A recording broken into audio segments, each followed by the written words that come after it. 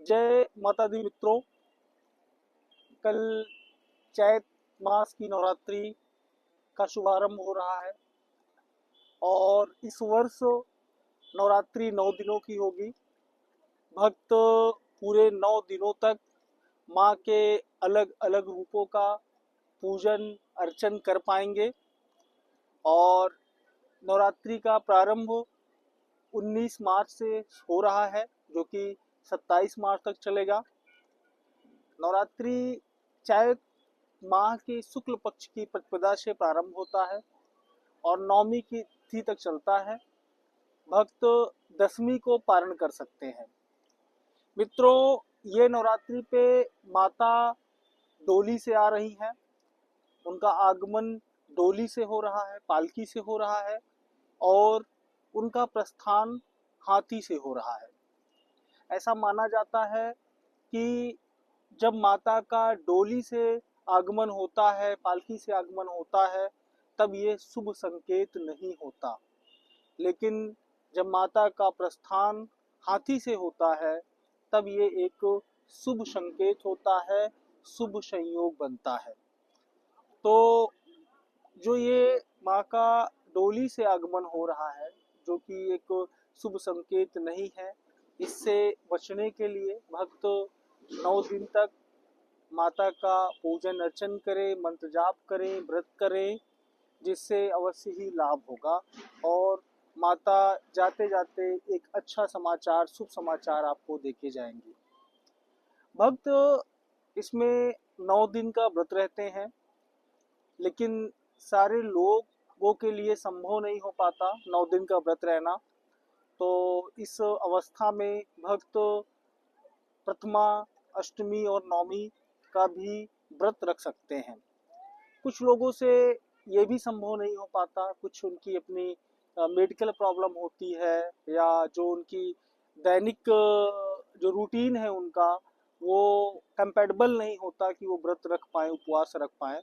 तो ऐसे में भक्त कम से कम डेली माता का सुबह शाम पूजन करें और प्याज लहसुन मांस मदिरा का तो कोई सवाल ही नहीं हो, तो इंसान को कभी भी यूज नहीं करना चाहिए, लेकिन नवरात्रि में तो खासकर नहीं यूज करना चाहिए। और हो सके तो भक्त प्याज लहसुन का भी परहेज 9 दिन करें। तो जो भक्त व्रत नहीं रह सकते, वो 9 दिनों तक प्याज लहसुन का उपयोग ना करें। माता का सुबह शाम स्वच्छ मन से, स्वच्छ शरीर से पूजन अर्चन करें और जिनको गुरु मंत्र मिला है वो मंत्र का जाप करें। मित्रों, आपने देखा होगा कि सनातन के जितने भी त्योहार होते हैं, जितने भी पर्व होते हैं, उनका मैं वैज्ञानिक और आध्यात्मिक दोनों महत्व आप लोगों से साझा करता हूँ।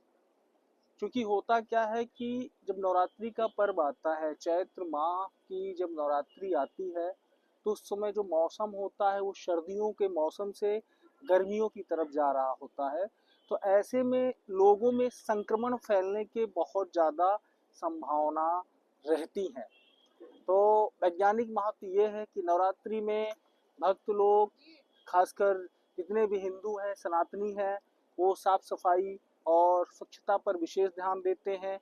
एवं व्रत रहने से, सुपाच्य भोजन करने से, सात्विक भोजन करने से जो पाचन तंत्र होता है वो बिल्कुल स्वस्थ होता है और इससे जो व्यक्ति होते हैं उनकी रोग प्रतिरोधक क्षमता बढ़ती है।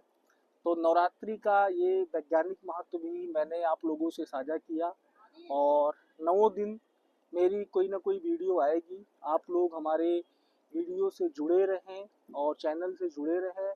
मैं जो कथाएं हैं, पौराणिक कथाएं हैं, आप लोगों ने बहुत सारी सुनी होंगी, लेकिन मेरा प्रयास रहेगा कि आध्यात्मिक और वैज्ञानिक जो विश्लेषण है वो 9 दिन तक मैं आप लोगों के सामने प्रस्तुत करूं।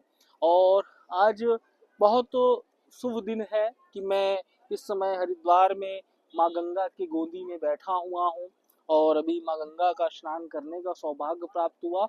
और ये वीडियो भी जो आप लोगों के लिए बना रहा हूँ, यहीं हरिद्वार से बना रहा हूँ। आज मेरा लखनऊ जाना होगा, अभी मेरी ट्रेन है, तो मुझे लगा कि कल नवरात्रि प्रारंभ हो रही है तो आप लोगों के लिए कुछ प्रस्तुत कर सकूं।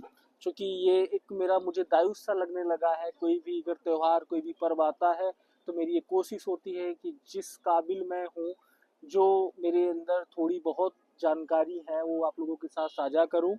और अगर आपको मेरी जानकारियाँ अच्छी लगती हैं तो मेरा निवेदन है कि आप 9 दिनों तक मुझसे जुड़े रहें और भी लोगों को जुड़ने के लिए बोले।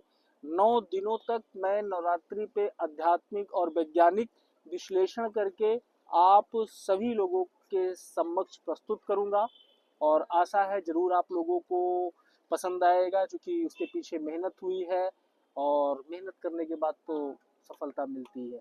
जय माता दी।